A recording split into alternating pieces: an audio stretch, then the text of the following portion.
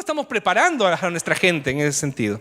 Entonces, hasta ahí lo dejo, levanté un poco el polvo y vamos a hacer un estudio de caso. Vamos a hablar el caso de Samuel, ¿sí? Niños y niñas, adolescentes que descubren el propósito de Dios, ¿sí? Hay algunas cosas muy interesantes que descubrí a partir de unos textos que el pastor Amos me brindó gentilmente.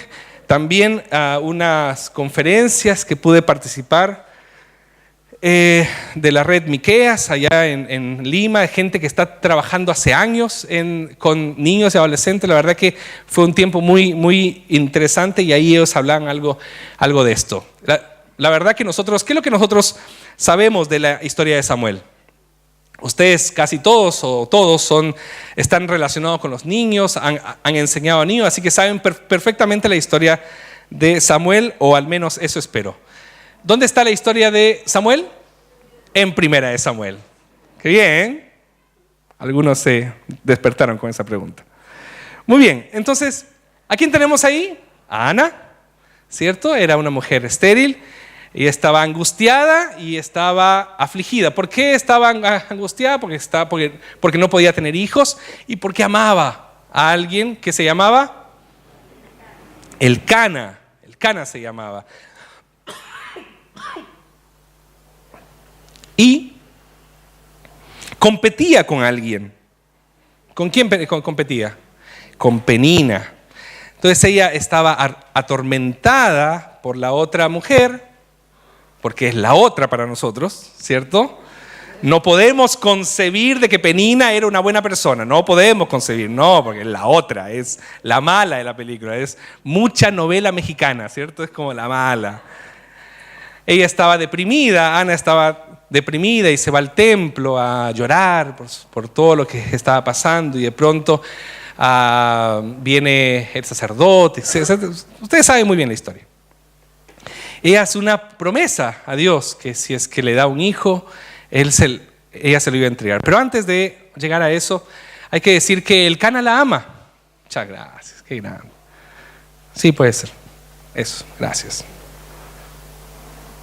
Eso, desarma la iglesia, total, no es tu iglesia, no es tu templo. Muy bien, entonces hay que hacernos una pregunta en el texto, si el hijo necesariamente era porque era necesario para ella tener un hijo, o el hijo le ayudaba a ganar estatus en su hogar. Entonces no hay que occidentalizar tampoco tanto la historia, ¿cierto? Porque hoy es muy romántico tener un hijo, pero en ese tiempo el hijo representaba la posibilidad de tener o asegurar la herencia, ¿sí? la descendencia, asegurar el estatus social. Entonces no hay que occidentalizarlo tampoco tanto de que yo quiero tener un hijo porque es tan lindo tener un hijo, sino hay un tema social también súper profundo aquí. Entonces hay una promesa que Ana le hace al Señor en Primera de Samuel 1:11 y le dice: yo te voy a entregar mi hijo. Creo que esta es una historia que nosotros decimos, pucha, qué lindo Ana, ¿cierto? Haciendo esta promesa de entregar a su hijo. Pero yo creo que la Biblia entrega principios universales. Por lo tanto, esta promesa que Ana le hace al Señor es un desafío para los papás. Es un desafío para nosotros cuando tenemos hijos, el poder de decirle al Señor: Señor, yo te entrego a mi hijo. ¿Sí? Es un desafío porque claro, es muy lindo admirarlo en Ana, es muy complejo asumirlo como parte de lo que el Señor quiere para nosotros. Es decir, que yo pueda decirle al Señor: Señor, es tuya, Paulita y Rebeca son tuyas, y yo quiero que ellas crezcan en el templo, creciendo en gracia y en virtud delante de Dios y de los hombres. ¿Qué es lo interesante aquí? Es que la oración es contestada. Dios le entrega al bebé, nace el bebé, y ella cumple su promesa en Primera de Samuel 1:28. Le entrega al hijo para que adore al Señor, sea agente de transformación y un instrumento de la misión de Dios. Yo no voy a todavía explicar eso porque eso es el motivo de lo que se viene. Y el tercer capítulo muestra el tema de la angustia de Ana, el regalo del hijo y los primeros años de Samuel. De esta historia, de los primeros 3 capítulos, nosotros podemos extraer 4 principios de cómo los niños, niñas y adolescentes pueden descubrir el propósito de Dios en la misión. ¿Ya? Es algo muy interesante que he podido descubrir. Se lo voy a resumir y después ustedes me cobran la palabra. El primer principio es que deben ser cuidados y formados holísticamente durante toda la niñez. El segundo principio es que deben ser participantes activos en la adoración y el servicio a Dios. El tercer principio es que pueden ser llamados por Dios y escuchar su voz.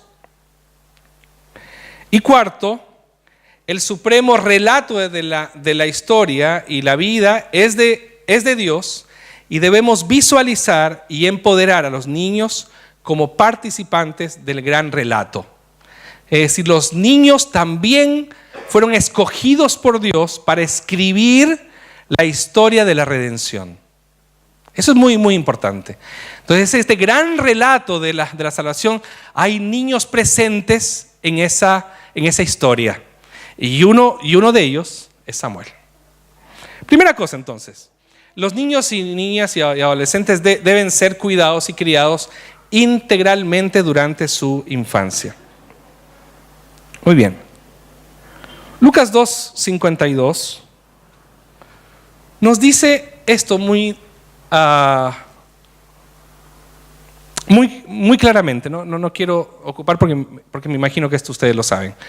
Jesús siguió creciendo, o Jesús crecía, decía el texto, en sabiduría y estatura, y cada vez más gozaba del favor de Dios y de toda la gente. ¿Se dan cuenta de las áreas? Las 4 áreas que están presentes en este texto. Jesús siguió creciendo en sabiduría intelectual, en estatura física, gozaba del favor de Dios espiritual y de toda la gente psicosocial. ¿Lo puede ver? ¿Lo puede percibir? Esto es aparentemente concebir un ministerio holístico. Si ustedes perciben, ¿en qué nosotros estamos preocupados en nuestras iglesias? En lo espiritual, ¿cierto? Y en lo físico o en lo intelectual. Pero estamos preocupados de manera holística, de manera completa, de manera integral en el ministerio de nuestros niños, porque el texto es súper claro, ¿cierto? Jesús crecía en sabiduría, estatura y cada vez gozaba del favor de Dios y de toda la gente. 4 áreas: intelectual, física, espiritual y psicosocial. Lo interesante es que este texto es como un texto, se le dice texto espejo, porque es un texto casi calcado de Primera de Samuel 2:26. Que dice: y por su parte el niño Samuel seguía creciendo y ganándose el aprecio del Señor y de la gente. Miren qué interesante, es un texto espejo. Es un texto muy, muy parecido que es tomado por el evangelista Lucas, redimensionado en la figura de Jesús. Pero aparentemente este no era un cuento solo de Jesús, había toda una forma en la que Dios concibe el ministerio infantil en 4 áreas, holísticamente. En este sentido hay una autora que se llama Susan Greener que dice esto: para un crecimiento saludable se requiere tomar conciencia y cuidar todos los aspectos del desarrollo de nuestros niños y niñas y adolescentes. Creo que es una deuda pendiente de nuestras iglesias, el poder trabajar todas las áreas de los niños. Y yo lo digo desde una postura absolutamente crítica o autocrítica, en el sentido de que cómo estamos desarrollando nuestros ministerios infantiles en nuestra iglesia, ¿cierto? Entonces hay una mirada bíblica que nosotros no podemos evitar. Entonces cuando yo leía esto decía, pero claro, es Es terrible. Bueno, nosotros decimos, estamos ocupados en la parte espiritual, que aprendan de Jesús, que se conviertan, que aprendan a Jesús, y nos despreocupamos de toda esta cuestión de sus relaciones interpersonales, de su cuidado físico, de su cuidado intelectual o de su desarrollo intelectual. Lógicamente esto en compañía o con la ayuda de la familia, el colegio, etcétera, etcétera. Entonces, según los estudios, programas holísticos son más efectivos que programas que abordan uno o dos aspectos del desarrollo, ya sea física y espiritual. Entonces, padres, programas y ministerios específicos pueden estar conscientes del ministerio holístico, pero finalmente la obra es del Espíritu Santo. Ok, entonces tenemos un ideal aquí, ¿cierto? El tema holístico, el tema integral, completo. Tenemos aquí un desafío, pero es interesante porque en la vida de Samuel nosotros vemos muchas falencias y muchas imperfecciones. Tenemos a Ana, una madre un tanto depresiva. Tenemos a Elcana, un padre desatento con la mamá. Tenemos a Elí, un pésimo padre que al final decidió cuidar a Elí. ¿Se entiende, no? Hay una imperfección en la composición familiar de Samuel. Y aún así, y Samuel creció y Jehová estaba con él y no dejó caer a tierra ninguna de sus palabras. Porque Dios tiene misericordia de nuestros niños. Hay cosas que nosotros estamos haciendo mal o estamos haciendo de manera incompleta en nuestras iglesias.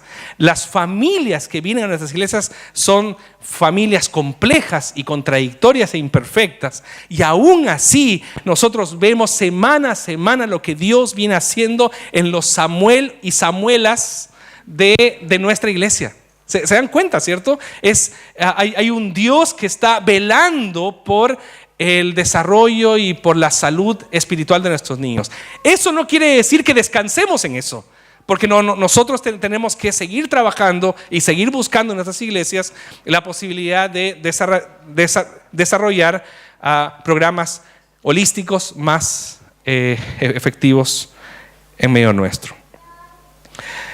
Un autor por ahí, conocido por los alumnos de teología bíblica, dice así: el crecimiento de Samuel fue cuidado por Elí, fue gobernado sin embargo desde el principio por el Señor. El propio Elí era ineficaz, pero no era malo. Interesante. Dios lo utilizó para acompañar a Samuel en su travesía, para cultivarlo, ser su modelo, maestro y apoyo. Qué lindo que es Dios, ¿cierto? Que nos utiliza a nosotros, imperfectos y muy parecidos a Elí, para ser modelos, maestros y apoyos de nuestros niños. Dios es grande, Dios es misericordioso. Eso, insisto, eso no tiene que llevarnos a la idea de que, bueno, el Señor, si Él va a hacer la obra, entonces nosotros sigamos haciendo lo de siempre. Hay algo que Dios sí desarrolló en Samuel, esta ministerio holístico, este crecimiento holístico en la vida de Samuel. ¿Sí? Muy bien. Segundo punto. ¿Hasta qué hora tengo?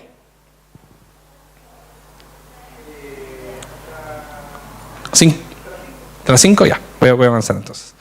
2. Niños y niñas y adolescentes han de participar activamente en el servicio y adoración a Dios.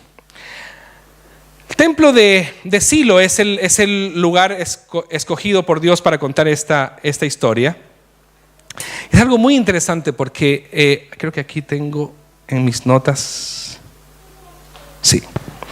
La edad aproximada del destete y cuando el nombre de un niño varón se inscribía en los registros genealógicos era 3 años. Eso está en segunda de Crónicas 31:16. Interesante eso.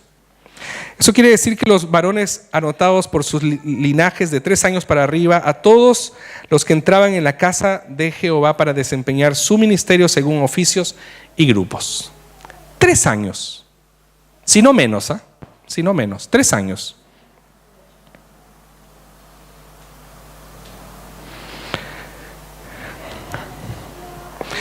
Primera de Samuel 2:11 dice que el niño se quedó para servir al Señor bajo el cuidado del sacerdote Elí. Yo quiero que nosotros no lo veamos como un niño símbolo, porque nosotros tenemos la costumbre de ver a Samuel como el niño símbolo, ¿cierto? No es un niño símbolo, es el modelo bíblico para el crecimiento y el desarrollo ministerial y la participación de niños en la iglesia. Así que no lo veamos como niño símbolo.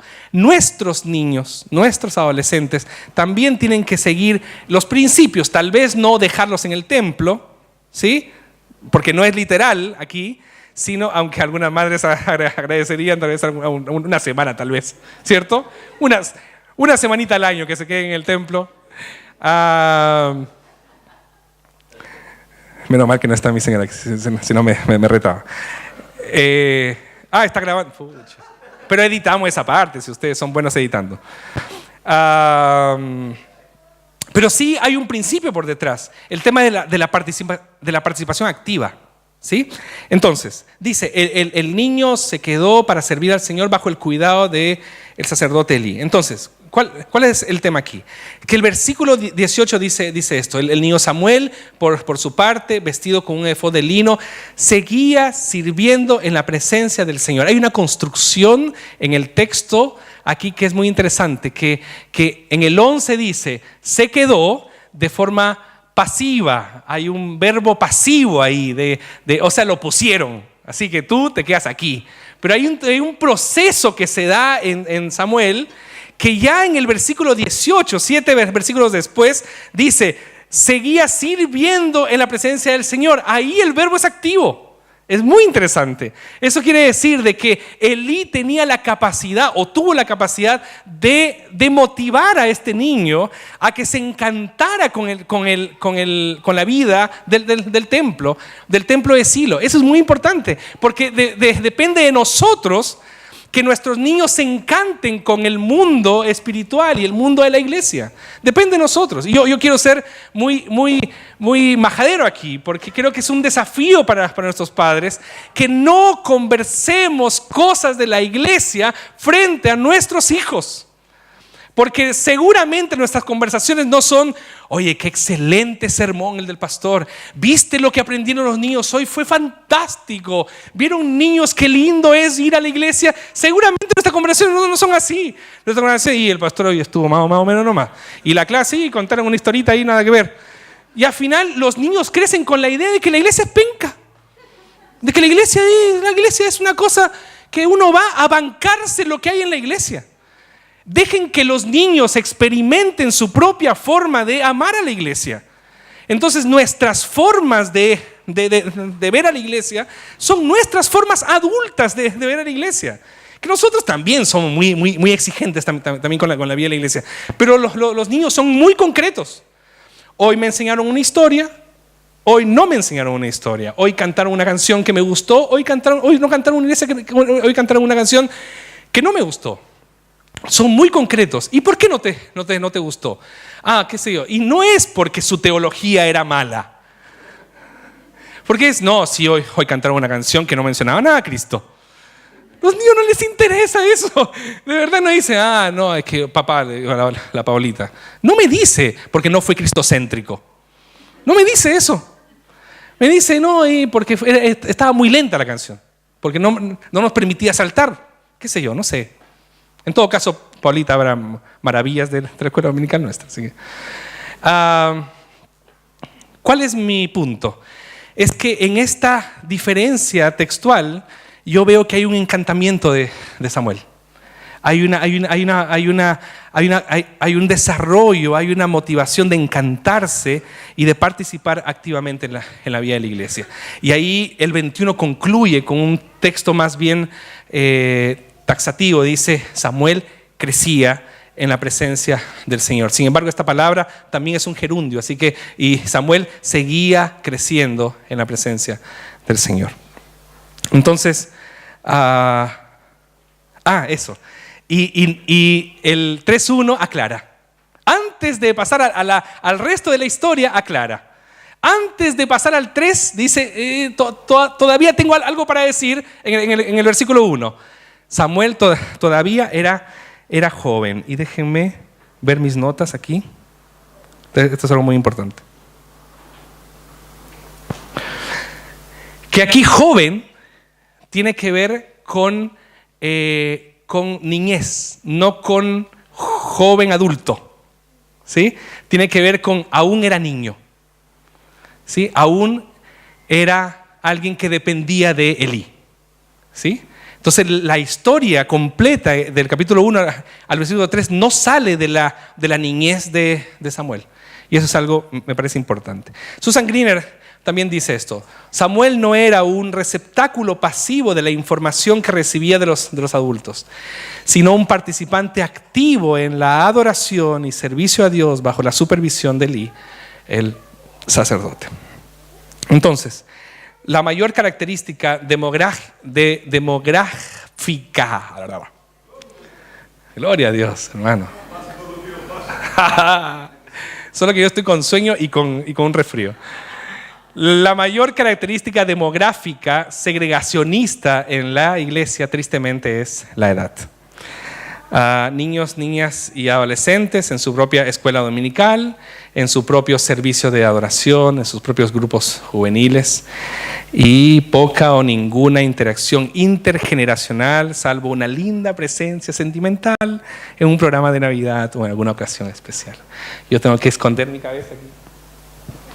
Porque es así, es la historia de nuestras iglesias, ¿no? Y yo sé que los hermanas del departamento infantil me han venido insistiendo: pastor, integremos, hagamos un culto intergeneracional, no solamente una vez, varias veces en el año. Pero también creo que es más allá del culto, ¿sí? Creo que es la posibilidad de que los niños ministerialmente también sean activos, enseñarles a los niños a leer la Biblia, a hacer devocionales, a cantar, a dirigir un cántico, ojo, a crear un culto lúdico entre ellos para poder teatralizar aquello que ellos están sintiendo, exteriorizar lo que ellos están sintiendo. Entonces creo que hay un tema no solamente de tornarlos públicos, sino que aún tras bambalinas, que ellos puedan ser activos en su misión y no solamente ser discriminados o ser segregados en la iglesia local por ser niños. Y creo que eso es algo pendiente. Y creo en particular que el crecimiento de la iglesia está creado para el mundo de los adultos. Hemos creado un mundo de adultos y esos adultos traen niños, así que a esos niños hay que ponerlos en un lugar especial. Y creo que el crecimiento de una iglesia saludable incluye a los niños, y eso obviamente es una tarea pendiente al menos para mi iglesia. Susan Greener también dice: sus dones y llamados deben ser cultivados y afirmados mientras que son motivados a participar plenamente en la adoración y servicio a Dios dentro de la iglesia, tal cual sucedió con Samuel. Fomentar un profundo desarrollo espiritual requiere de una integración total y profunda en la vida intergeneracional de Dios. ¡Wow! ¡Qué difícil! Pastoralmente, qué difícil, ¿no? El que se nos vaya fuera de nuestro control, por ejemplo, un culto donde los pastores estamos acostumbrados a tener todo bajo control, bajo un esquema de adultos, ¿cierto? Y cuando nos desestructuran, ciertamente nosotros nos complicamos. Pero una de las características del Espíritu Santo es justamente la desestructuración de nuestra religiosidad. Entonces creo que hay mucho control en nosotros y poca confianza en el Espíritu de lo que puede hacer intergeneracionalmente en nuestras iglesias. No solamente con los niños, porque obviamente no es un foro sobre el adulto mayor, pero también hay un problema en nuestras iglesias con el tema del adulto mayor y así sucesivamente. Muy bien, voy avanzando porque me queda poco tiempo. 3. Los niños, niñas y adolescentes pueden ser llamados por Dios y escuchar su voz. Samuel todavía no conocía al Señor ni su palabra se le había revelado. Esta frase es tremenda. Déjenme ver mis notas, porque siempre me olvido. Esta frase es tremenda. Primera de Samuel 3:7 dice: y Samuel no había conocido aún a Jehová, ni la palabra de Jehová le había sido revelada. Esto es clave. ¿Por qué? Porque damos por hecho de que Samuel nació convertido. ¿Se dan cuenta, no? Como que a Samuel ya lo pusieron ahí y estaba ya como santo niño de Dios. Por eso ese tema del Samuel como niño símbolo es un problema para nosotros, de verdad.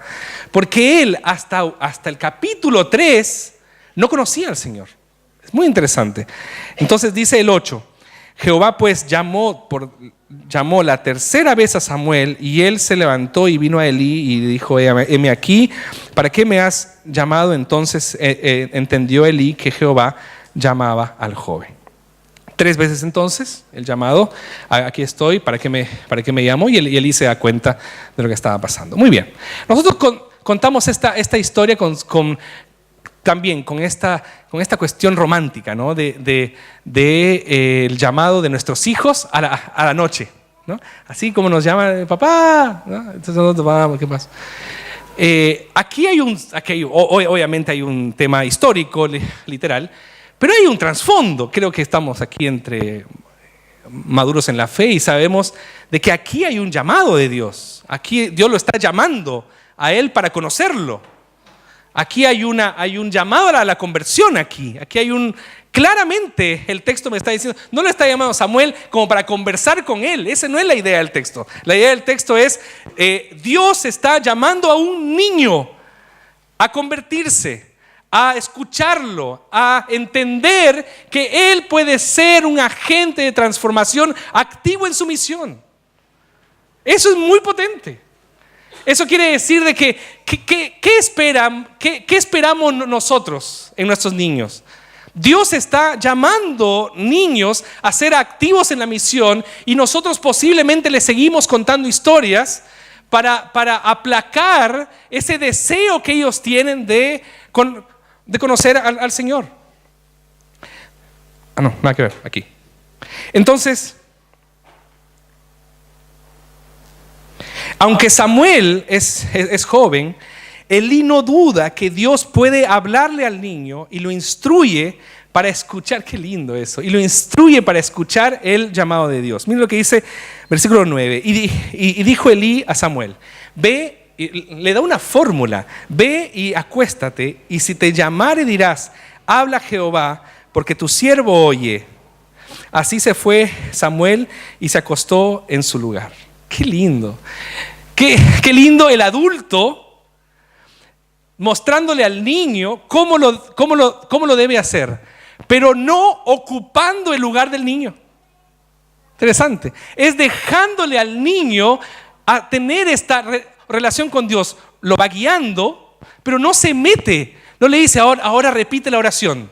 ¿Se entiende o no? Es en tus palabras, como tú entiendes, como tú te expresas, como tú lo oyes. Entonces le vas a decir, le vas a decir: habla Jehová, porque tu siervo oye. Es muy interesante porque le dice lo que le tiene que decir, pero hay algo en el texto que no me refleja claramente si Samuel finalmente le dice eso o no. Y si le dice, se lo dice con sus propias palabras, con lo propio que vas sintiendo. Entonces, sin el cariñoso consejo de Elí, Samuel probablemente permanecería confundido por una voz en la noche que bien podría ser nada más que un sueño que lo despierta. Hay una responsabilidad. Dios está llamando niños y posiblemente ellos continúan confundidos porque no hay un adulto que nos dice: es Dios quien te está llamando a ser activo y agente de transformación en su misión. Qué tremendo, qué responsabilidad para nosotros. Es cuando los niños seguramente vienen a hablar con nosotros y nos damos cuenta que algo está haciendo en la vida de nuestros hijos, algo está haciendo en la vida de los niños de nuestra iglesia. Cuando viene un niño y me pregunta: pastor, el otro día vino un chico, un niño que se llama Ignacio. ¿Cuántos años tiene Ignacio? ¿5 años? No, más. 6 años debe tener, ¿no? Ignacio. Viene y me dice: pastor, 7 años. Pastor, con el Gaspar, que es su ayudante y asistente personal, obviamente. Entonces viene y me dice: pastor, ¿qué se siente estar ahí en esa cosa? que era el púlpito, ¿no? Porque yo me imagino, yo claro, adulto lo veo, pero ellos chiquitos, yo me acuerdo que cuando nosotros vivíamos allá en la selva amazónica del Perú, nosotros vivíamos en una casa, ¿ya? Y esa casa para mí era inmensa, inmensa. Tenía 6 años cuando me fui de ahí y era inmensa. Fui ahora, hace poco, era un moco. Era una casucha, pero para mí era una cosa impresionante. ¿Se entiende, no? Los niños tienen una imagen. Ya, entonces, para Ignacio, ese púlpito debe ser. Entonces me dice, ¿qué se siente estar ahí arriba todos los domingos ahí? Me dice, hablando a la gente. Porque no es predicar la palabra del Señor, ¿no? Es hablando a la gente. Yo le digo, oye, es bacán, es súper bacán hablar así acerca de Dios y todo eso. Dice, debe ser bacán. Y se fue. Pero yo después pensé, él se preguntó eso. ¿Qué es lo que el Señor está haciendo en la vida de Ignacio para que él se pregunte eso? Le llama la atención. Tal vez en algún momento darle la oportunidad de recrear esto que el Señor está poniendo en su corazón en un culto, en una escuela dominical, y decir, Ignacio, ahora como el pastor, ¿por qué no te paras ahí y hablas a la gente? ¿No? Creo que hay que un poco prestar más oído a nuestros niños y ver, ¿por qué? Porque si no van a estar confundidos. Yo veo esto como un gran desafío.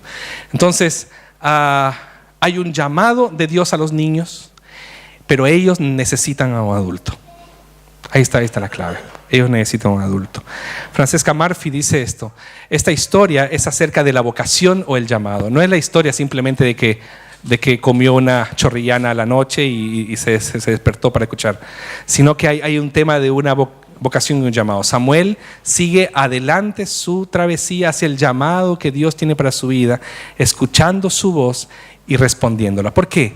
Porque a partir de ese aprendizaje, Samuel comenzó a responder a Dios cada vez que el Señor lo llamaba. Interesante eso.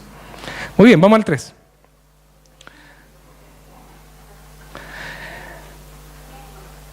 Hay una cosa bien interesante aquí, que Samuel no solo depende de Elí también depende de Samuel. Hay una interdependencia de Elí y Samuel. Samuel está disponible, versículo 10, tiene el apoyo total de Elí, quien ahora depende de él, versículo 18. Elí instruye a Samuel sobre su respuesta a Dios. Samuel depende completamente de Elí, quien tiene los conocimientos, versículos 9 y 10. No vamos a leerlo porque estamos tarde, pero ahí queda para la tarea. Entonces, nuestra iglesia necesita adultos sabios que creen que Dios puede hablar a los niños y están dispuestos a prestar atención aun cuando sus palabras puedan ser incómodas.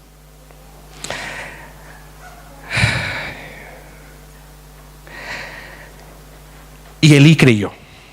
Ahí está el detalle. Y los NNAs tienen algo para decir. ¿Saben por qué? Esa cuestión de los niños no mienten, ¿cierto? No sé si están así, pero que los niños dicen las cosas sin asco, y te lo dicen simplemente. Ayer la Rebeca, la Vicky, que nos ayuda en la casa, la tía de Esther, y le dice, ¿qué es lo que más te gusta? ¿Qué es lo que más te gusta de tu mamá? Ay, mi mamá.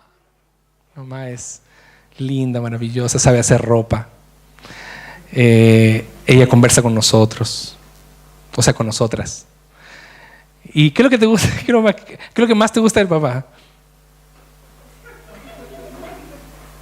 Papá nos lleva a la plaza, pero un poco brusco. Y no sabe hacer trenzas.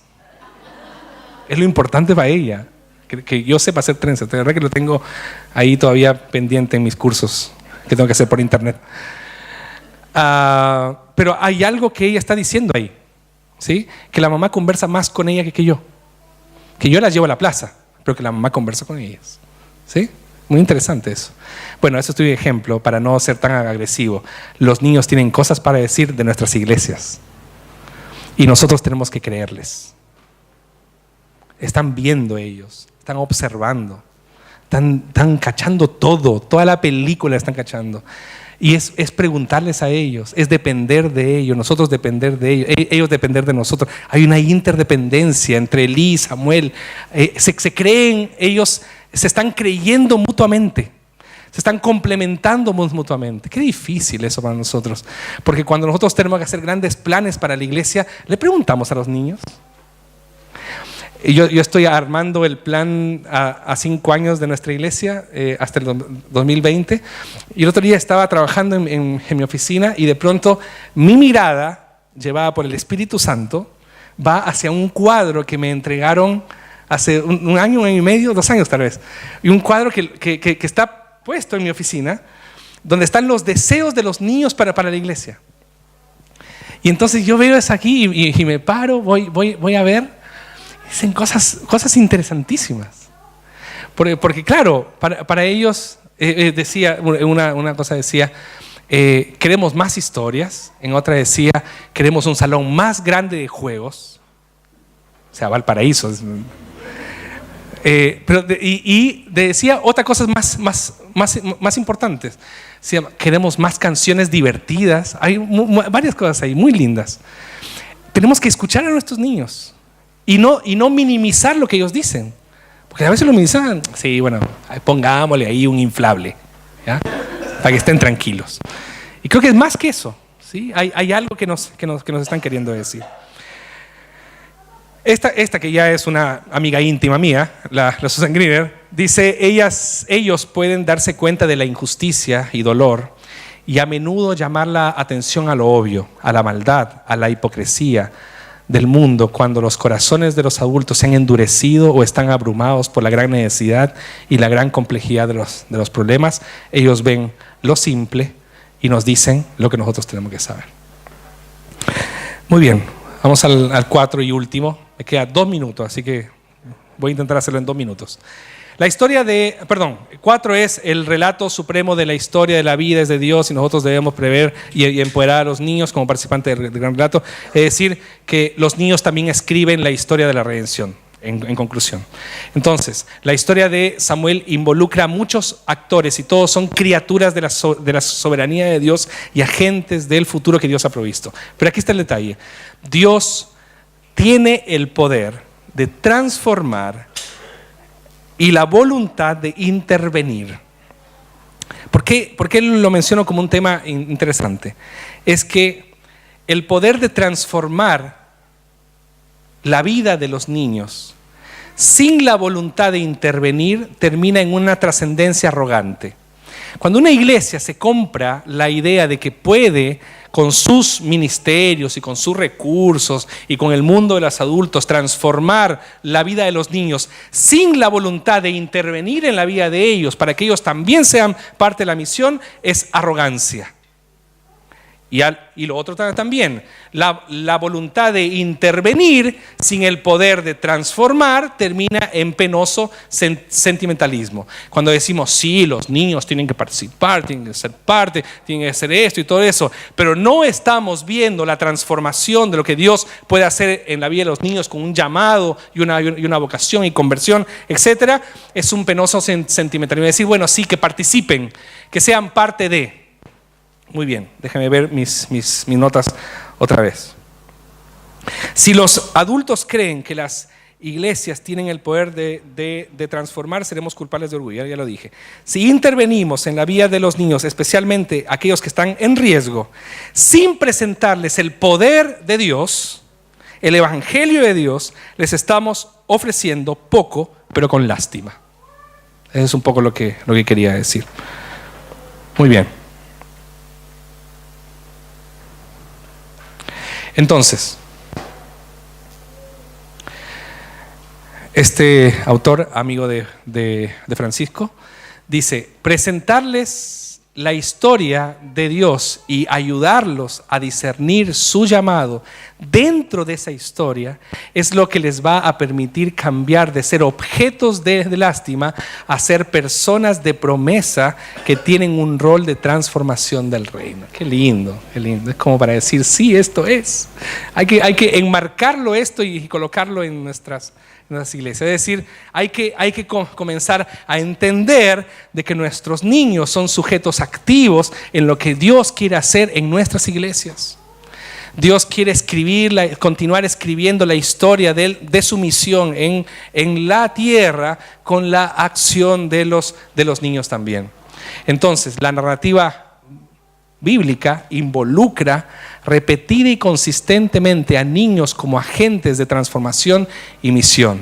Quiero hacerles recordar algunas historias, que eso fue lo que tuve que decidir, cuál historia hacer, porque tenía varias opciones. José, un adolescente soñador; Benjamín, un agente de reconciliación; Miriam, la niña lista que salvó a su hermano bebé; Moisés, adoptado en un lugar de poder y libertador también; David, el niño que mató a un gigante; Josías, el rey niño; Jeremías, escogido por Dios siendo niño; y Jesús.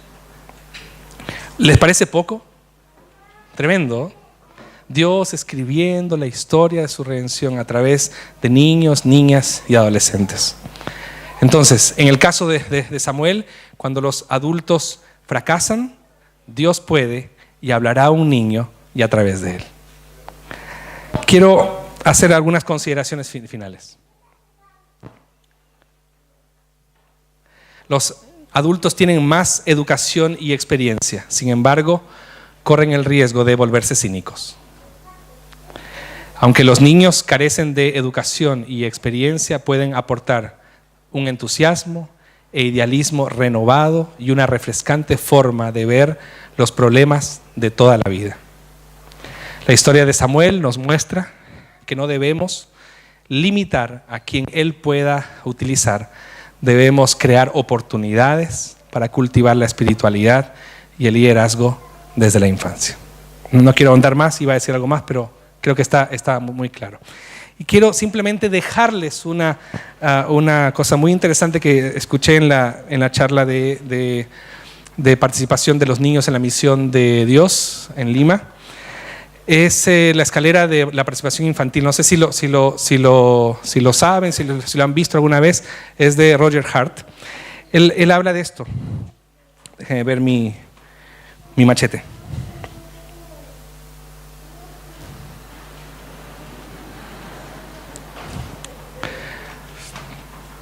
¿Cómo participan nuestros niños en la iglesia? Manipulación.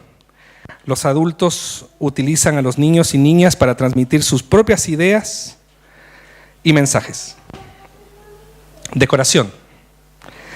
Adultos utilizan a niños y niñas para promover una causa sin que estos y estas la comprendan ni tengan mayor implicación en su organización. Participación simbólica. Actuación de algunos niños y niñas con habilidades o ideas ingeniosas como protagonistas sin dar oportunidad a otros con menos o diferentes capacidades. Hasta ahí es el tramo de la no participación. ¿Sí? Información, el tramo de la participación. Se informa a niños y niñas de una iniciativa que ellos no han iniciado ni lideran, pero por lo menos se les informa. Consulta. Se informa a niños y a niñas de un proceso, pero además se les consulta y se tienen en cuenta sus opiniones en las decisiones finales. Iniciado por adultos, pero niños y niñas luego deciden. Las acciones se toman de forma conjunta en relación de igualdad, pero la iniciativa fue de origen del personal adulto. 7. Iniciado y dirigido por niñas y niñas, es tal cual lo que dice ahí, iniciado y dirigido por niñas y niñas. Y finalmente, iniciado por niños y niñas, compartido con personas adultas. Decisiones compartidas con las y los adultos. Las niñas y los niños inician un proyecto propio, dirigen y gestionan, pero continúan en colaboración con personas adultas, no la rechazan. El nivel más auténtico de participación infantil es esta, la de la participación protagónica. Tarea pendiente, ¿cierto? Desafío para nosotros.